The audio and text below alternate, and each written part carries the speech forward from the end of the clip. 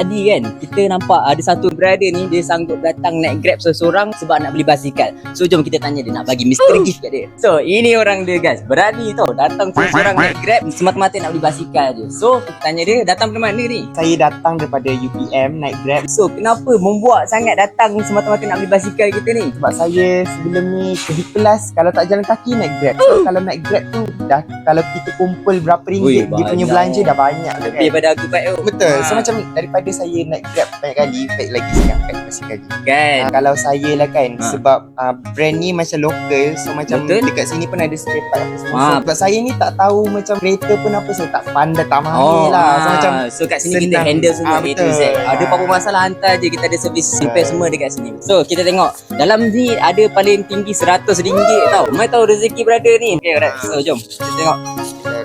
Bismillah. Alright, buka. 100 RM50 guys. Alhamdulillah 50 kan. boleh lah kurang RM50 tau. Cover dia punya Grab tadi datang kan.